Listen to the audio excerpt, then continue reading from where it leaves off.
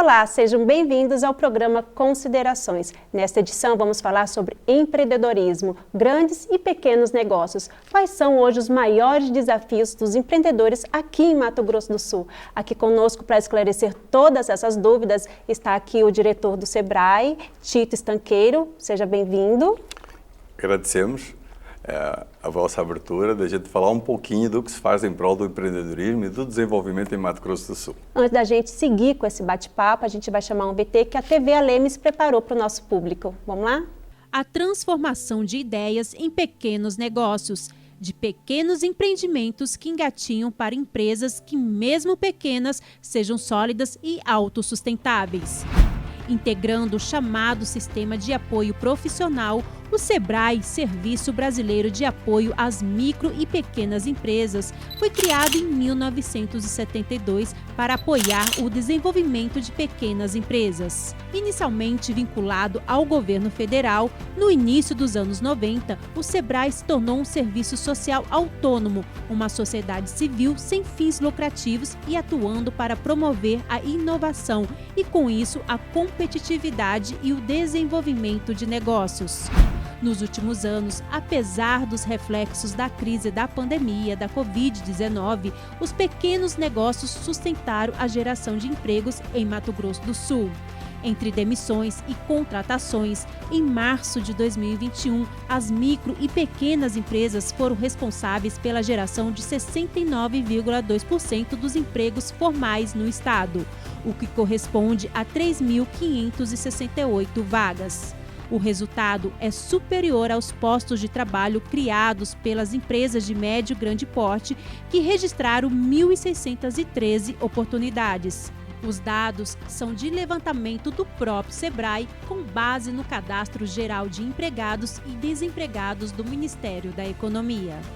Nos pequenos negócios, os setores que mais contribuíram para a geração de empregos no estado foram serviços com 1.728 oportunidades, o comércio com 893, a agropecuária com 372, a indústria da transformação com 370 e a construção com 213 vagas.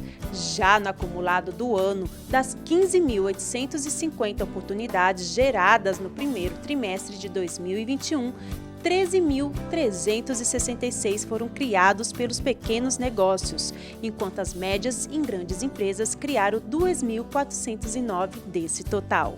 Bem, Tito, você viu o VT, a gente preparou sobre o Sebrae. Realmente o Sebrae é uma empresa, marcada por várias transformações de ideias, né? Queria que você já me falasse aqui sobre o Sebrae, quais as ações do Sebrae. Olha, o Sebrae, na realidade, tem um propósito grande. É o sucesso dos pequenos negócios. Então, quando a gente fala de sucesso dos pequenos negócios, é o primeiro olhar que a pessoa tem, basta ir lá num pequeno negócio, melhorar a gestão desse pequeno negócio, introduzir algo de inovação, abrir uma frente de acesso a mercado para esse pequeno negócio e tudo vai acontecer. Mas muitas vezes não depende só disso. O sucesso do pequeno negócio depende também das condições económicas do país, das condições económicas do Estado. E, especificamente dos pequenos negócios, eles durante anos tiveram uma grande dor. Essa dor se prendia com o quê especificamente? A questão da nossa legislação. O advento da Lei de Liberdade Económica, que é uma lei federal, permitiu facilitar a vida do empresário. Não apenas do ponto de vista da desburocratização, não é no dia a dia da relação que a pequena empresa tem com o governo, seja ele municipal, estadual ou federal, mas também de uma coisa que é muito importante, que olhando para os nossos 79 municípios, o poder de compra do setor público é muito grande. Então as compras públicas, enquanto indutor da atividade económica, para que o dinheiro que é produzido, a riqueza que é produzida, continue naquele município, depende sobre a maneira de quê? Que a prefeitura use legalmente a sua força compradora. Então, assim, hoje a gente tem como o atendimento do Sebrae a grande referência, mas temos um programa que eu gostaria de destacar, que é o Cidade Empreendedora, que é um programa que tem um olhar que eu diria transversal, 360 graus sobre a atividade no município, onde a gente vai cuidar não apenas do elo empresarial, que é o fundamental, é isso que nos move, sejam empresas elas urbanas ou rurais, a gente tem que sempre olhar o lado rural, mas também cuidar sobre a maneira desse ambiente legal no município. Porque, apesar de às vezes termos uma lei federal, que é a Lei de Liberdade Económica, já ter tido aqui no Estado, inclusive, a regulamentação da Lei Estadual de Liberdade Económica, alguns municípios não aderiram ainda, estão pensando, e quem sofre isso? É o empresário, que na hora que quer abrir o seu negócio, eu vou dar, por exemplo, um caso específico. Um dos municípios que lidera aqui a desregulamentação é Chapadão do Sul.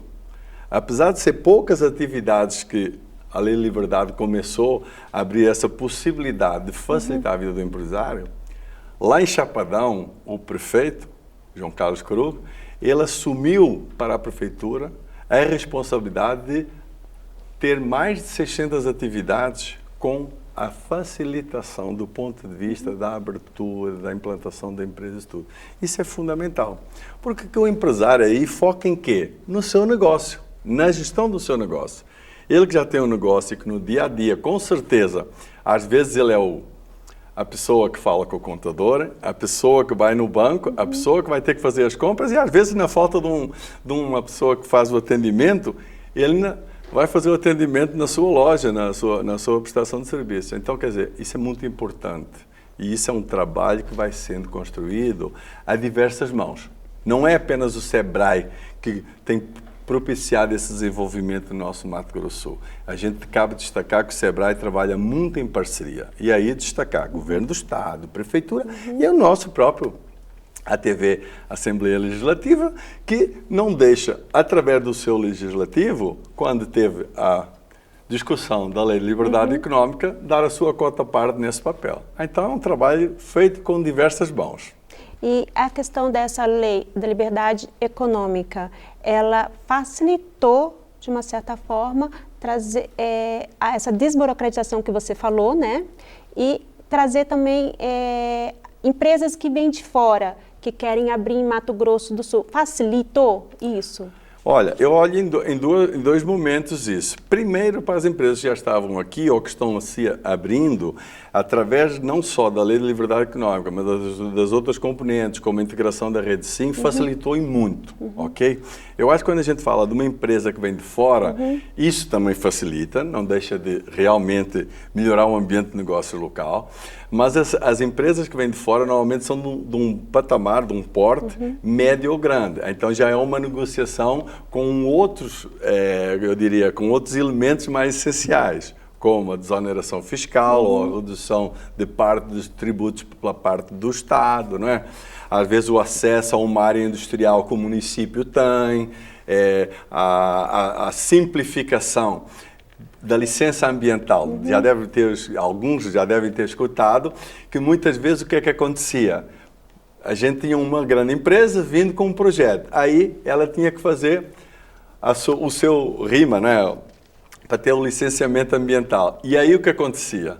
Esse processo entrava na respectiva no IMASUL e era um processo lento, moroso. Mas e não tenho medo de destacar, o governo do Reinaldo Azambuja, do nosso governador, conseguiu nesses dois governos, né, que está terminando agora o segundo mandato, eu diria assim, facilitar legalmente, obedecendo à lei, todos esses trâmites. E isso sim, acho que aí é um grande diferencial, ok? Para quê? A média e grande empresa. Lógico, tem alguma pequena empresa que, dependendo da atividade, também precisa desse licenciamento.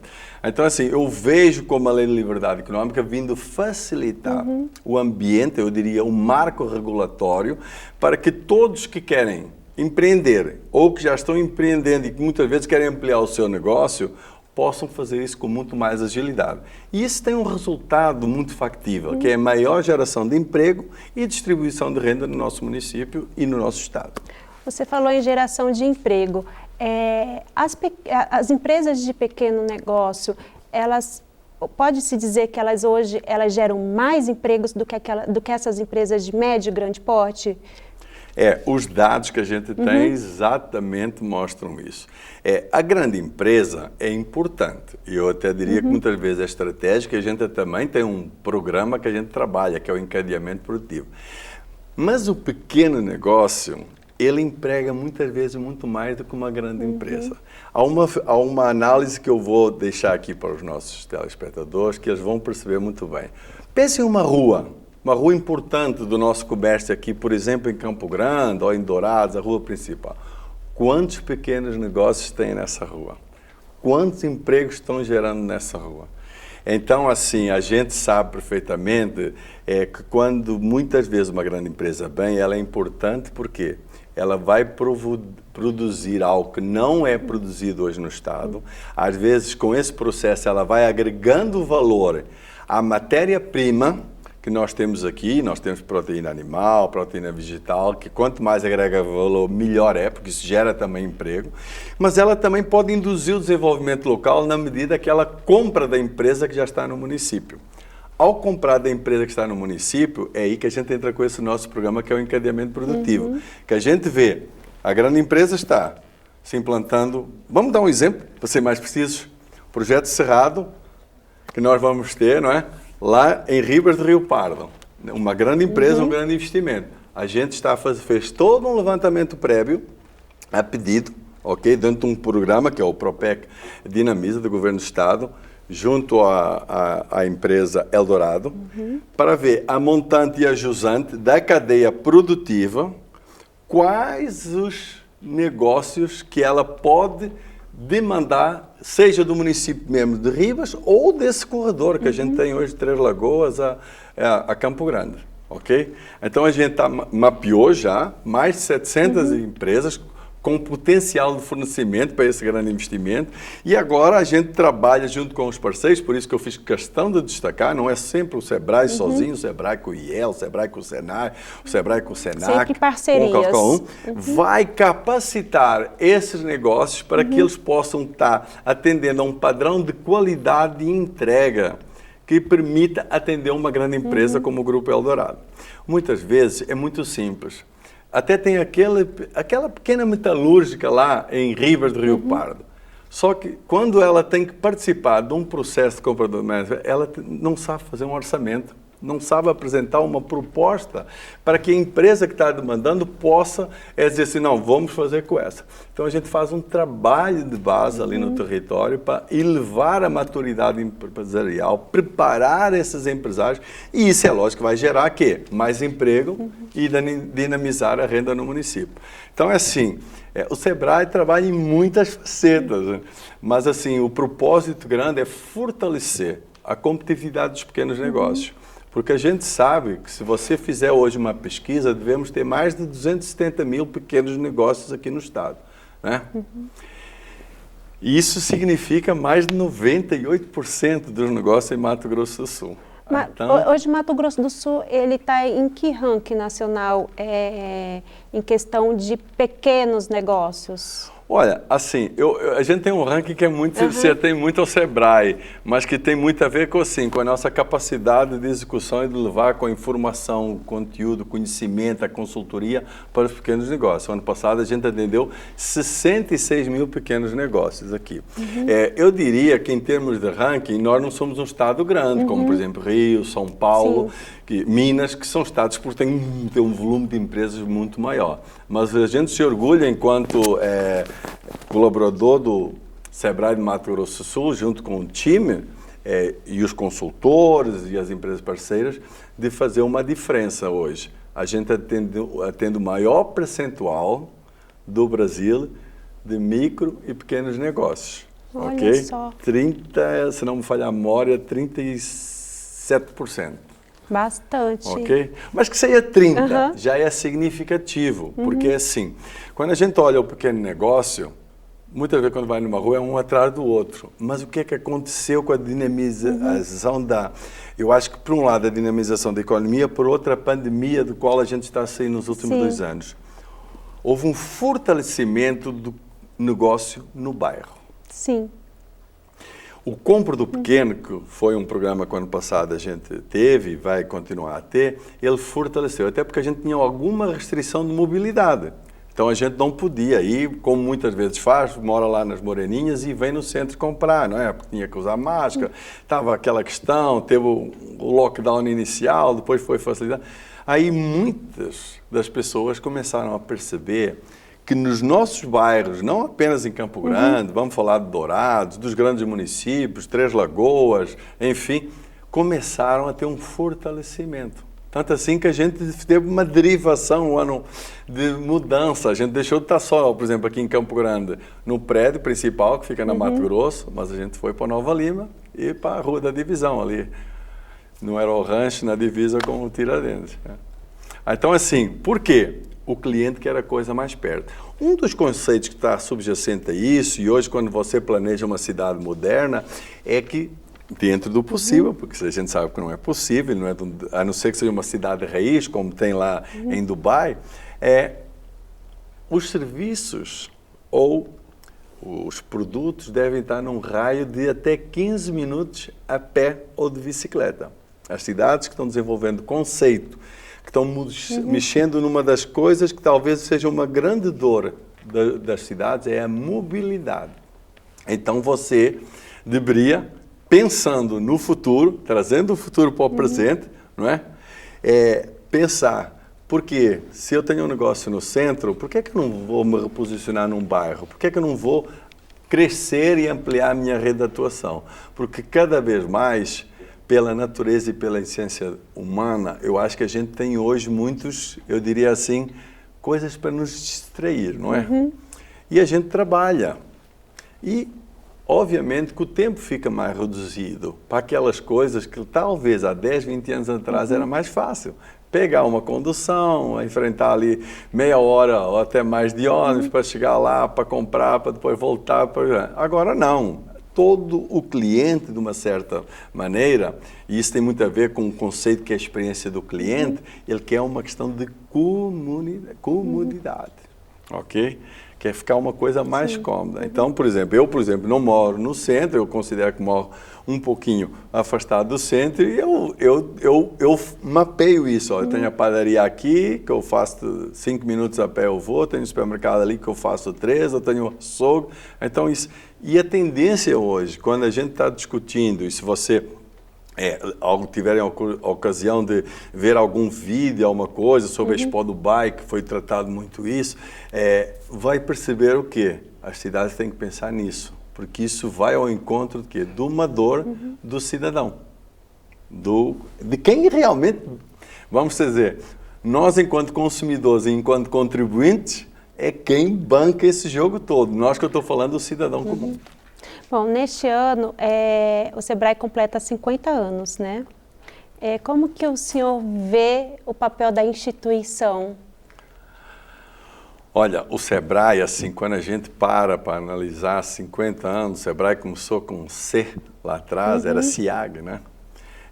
Em 5 de julho, vai fazer 50 anos, então 1972, se não erra nas contas e da matemática, o Sebrae, eles tinham esse grande propósito de apoiar os pequenos negócios. Eu acho que no decorrer do tempo, ele foi diversificando a sua capacidade de atuar em prol do desenvolvimento. Eu acho que ele não ficou tão restrito a apoiar os pequenos negócios, mas ele passou a ter um olhar que eu diria sobre a maneira que é um olhar do desenvolvimento do território. Não é? Quando a gente fala do cidade empreendedora, a gente não está só pensando nos pequenos negócios, ou urbanos até, a gente está pensando nos pequenos negócios rurais, a gente está pensando na questão do ambiente legal e formal. Então, até poderia, assim, nesses 50 anos, talvez o grande marco do ponto de vista de facilitar a vida do empresário, quer dizer, essa condução junto ao Legislativo para conseguir do Congresso Nacional aprovar a Lei de Liberdade Econômica, a criação da figura, não é, desse diferencial, que é o pequeno negócio ter uma faixa até 4.800.000 se enquadrar dentro de algumas atividades no Simples, que dá um diferencial, para ele, permite para ele ter uma vida facilitada do ponto de vista de não ter tanta sobrecarga dos impostos, não é? Que é outra dor que os empresários muito discutem, não é? Nós temos ainda um aparato legislativo do ponto de vista de impostos que pesa, não é? E então isso, mas eu diria sobre a maneira que o Sebrae foi contribuindo com as pautas estratégicas do Brasil. E isso eu acho que é a maior contribuição de 50 anos, não é? Que a gente pode se admirar, é isso. Quando foi, por exemplo, vamos dar um caso aqui específico, eu gosto muito de falar daquilo que é nosso e que é regional, que a gente tem que valorizar o que é nosso. Bonito. Bonito lá atrás, em 1992, os primeiros cursos de guias, o Sebrae de Mato Grosso do Sul esteve lá. E o Sebrae continuou. Hoje, Bonito é uma referência de ecoturismo. Por isso que tem até um programa nosso lá, que é o Polo de Ecoturismo, que a gente quer ser um polo nacional. Que é, quando você pensa em ecoturismo, opa, Bonito, em Mato Grosso do Sul, vai ser a referência. Estamos trabalhando para isso. Então, eu acho que assim, a gente foi percebendo, enquanto, não apenas eu, mas vamos falar de todas as diretorias que antecederam, que estão junto com a atual, como é que a gente podia, de certa maneira, influenciar e melhorar determinados aspectos que vão ao encontro de quê? Do desenvolvimento que está acontecendo nos municípios, né? Eu falei de Bonito, recentemente tinha falado de Ribas do Rio Pardo. A gente também teve na altura, também no processo, quando foi a implantação da fibra, né, lá em Três Lagoas, né, quando começou aquela pujante celeiro de celulose que é hoje essa região toda aí. Então, assim, a gente percebe que pode contribuir, tem a ver com o ambiente, tem a ver com melhorar o volume de negócios, não é? A gente tem uma ação que é rodar de negócio. Quando a gente capacita todos os fornecedores, por exemplo, para trabalhar para uma grande empresa, a gente insere numa rodada de negócio para saber como é que é negociar com a grande empresa. Então, a gente foi contribuindo diferentemente, atendendo a toda uma estratégia que é nacional, que tem a sua aderência aqui local, para que dinamizar a atividade econômica. Então, assim, a gente traça alguns dados e coisas, mas, por exemplo, a gente pode recordar lá tempo, creio que tenha sido no início dos anos 2000, por exemplo, a gente fez todo um manual de iconografia aqui do Mato Grosso do Sul, que influenciou o nosso artesanato, que influenciou, então, outros aspectos da cultura, que foi levantado em cima da cultura local, para quê? Para melhorar quem queria ter design, que é hoje uma coisa que está muito em voga, né, e que é muito importante, não é? Tem um artesanato que muito mais com outro tipo de acabamento, com outro tipo de coisa, mas transcende o artesanato, não é? Então, assim, estamos sempre tentando contribuir com o desenvolvimento do Mato Grosso do Sul. Sim, a gente comentou aqui sobre a pandemia, né? A pandemia, ela na verdade fez com que muitos pensassem realmente em abrir negócios, como a gente comentou aqui. As grandes empresas, muitas quebraram, né? E aí eles tiveram que inovar, pensar em algo novo. E aí, de uma certa forma, vocês receberam muitas pessoas, muitos empresários para poder ter essa capacitação, né? De como inovar novamente para poder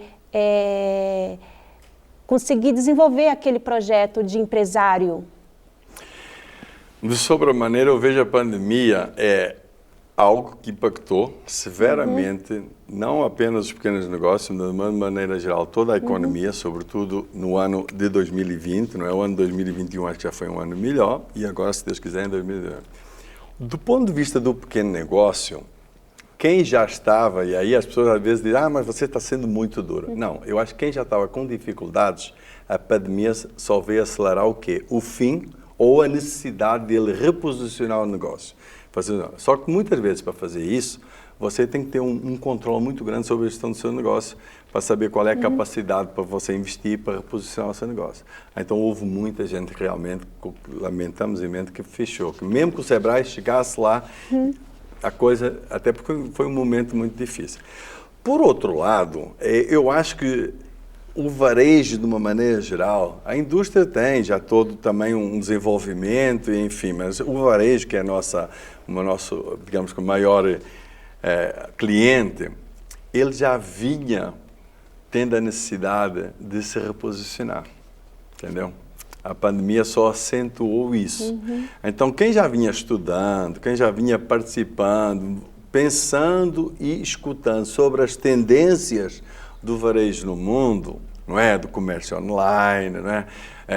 De você utilizar com maior enfoque as suas mídias sociais para interagir com o seu cliente, você que tinha o seu negócio presencial, ter uma experiência do cliente totalmente diferenciada para que não precise nem de você fazer a publicidade, digamos, daquilo que você vende ou como prestador de serviço, mas aquilo que você faz, o seu cliente diz, não, vai lá no João da padaria que o João lá é diferenciado. Então, assim, a pandemia, o que é que possibilitou?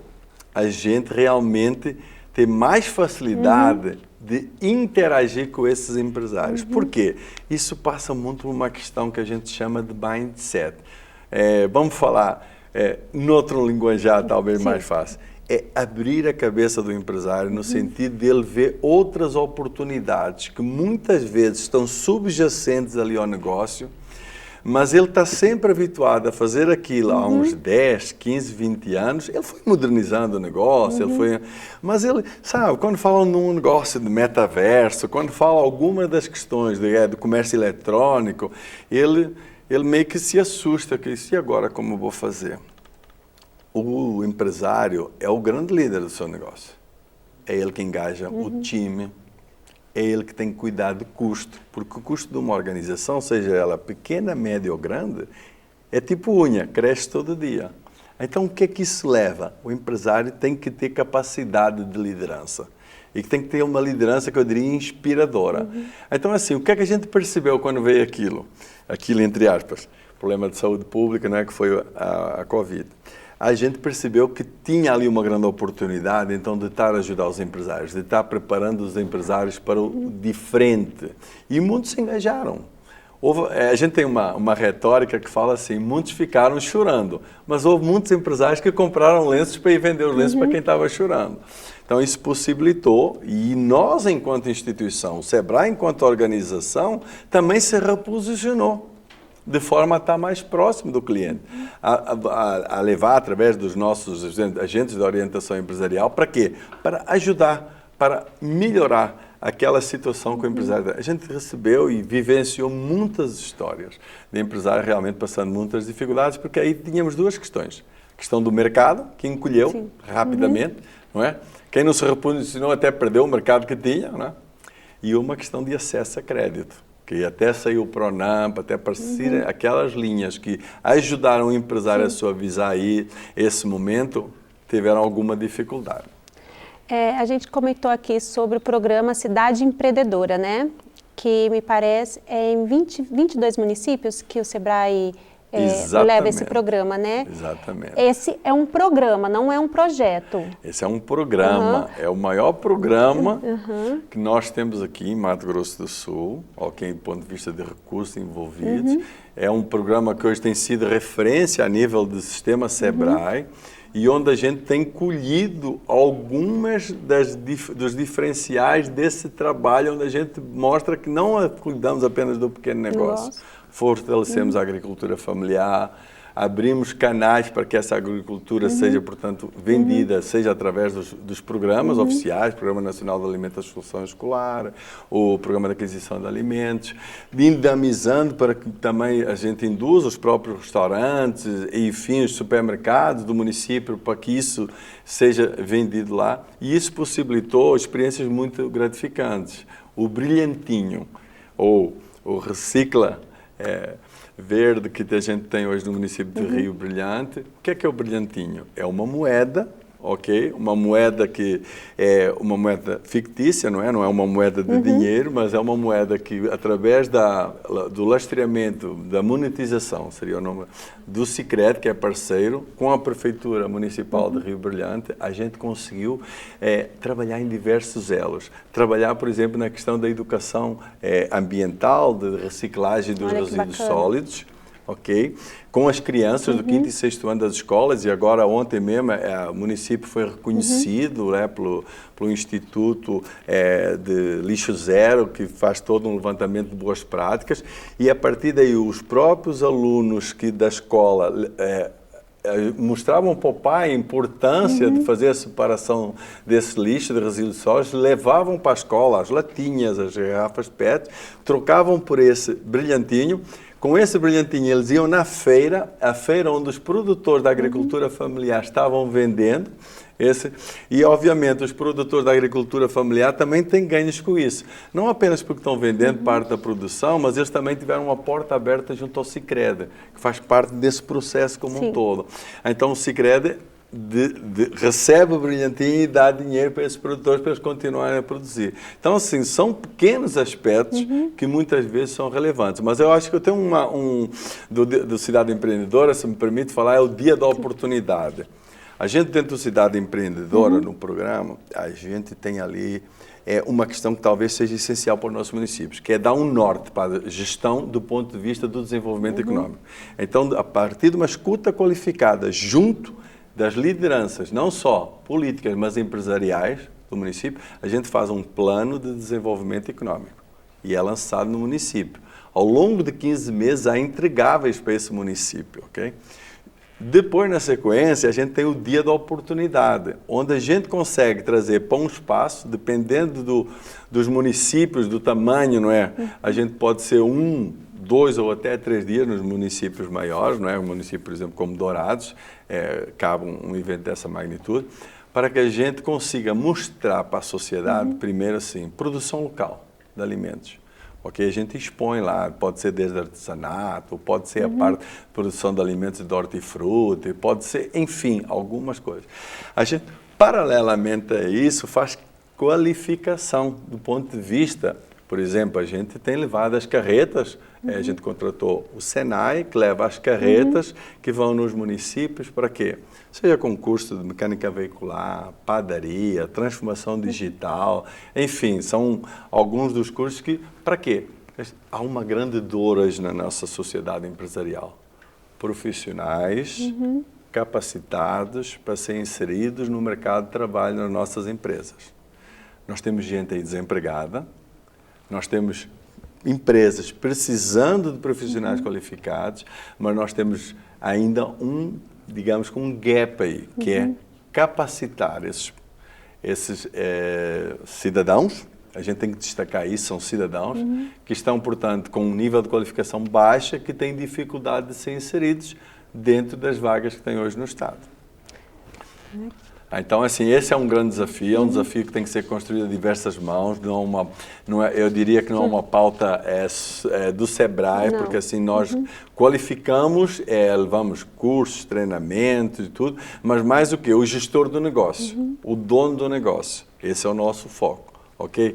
E muitas das vezes o que vem aí nessas demandas é atendimento com qualidade, não é? Todo cliente, quando vai no empreendimento, quer ter um atendimento diferenciado, né? Mas tem outros cursos e outras formações, talvez até com um valor, digamos que agregado maior, ok? Que muitas vezes, assim, depende de quê? De você estruturar no município. Quantas pessoas tem? Para que a gente faça uma construção. O que a gente conseguiu, do ponto de vista de qualificação enquanto SEBRAE, foi a partir daí. A gente conseguiu, tinha 7 carretas, do Senai, a gente contratou essas 7 carretas, eles tinham diversos cursos, não é, que poderiam ser aplicados no município, a gente foi montando uma agenda junto aos municípios do Cidade Empreendedora para que essas carretas passassem e qualificassem as pessoas. Eu acredito que nessa área nós temos um grande trabalho para fazer todos. Não apenas SEBRAE, mas os outros esses que fazem o sistema S.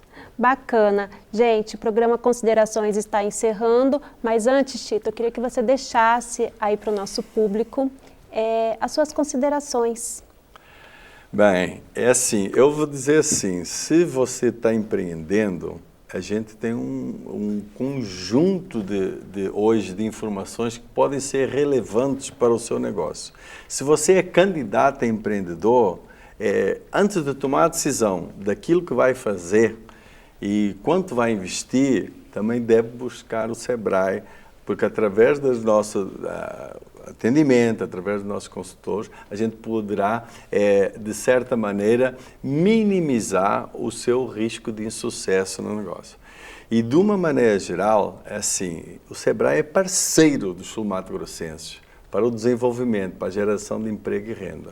Então, usem do Sebrae no seu potencial maior, porque com toda a certeza vocês vão estar melhor preparados para quê? Fazer evoluir os seus negócios, montar os seus negócios e eu diria muito mais, é inspirar pessoas a montar negócios, porque eu tenho um receio muito grande, que acho que já é confirmado, que o setor público não tem mais capacidade de absorver a demanda de emprego, né, que as pessoas precisam. Então, é o setor privado o grande filão. E o nosso estado, Mato Grosso do Sul, está vivendo um momento diferenciado. Então, você que está nos escutando aí, não deixe de procurar o Sebrae, seja através das nossas mídias sociais, seja através do nosso ensino à distância, que tem diversos cursos, diversas formações, tudo gratuitamente, seja através do nosso atendimento ou do nosso 0800 570 0800. E muito obrigado à TV Assembleia Legislativa por essa oportunidade. Bom, o programa Considerações, que agradece a sua presença aqui, Tito Estanqueiro, né, diretor de operações do Sebrae. O programa Considerações fica por aqui, mas se você quiser rever esse programa na íntegra, é só acessar lá o canal da TV Assembleia e também as nossas mídias sociais. TV Alemes, a TV da gente de MS.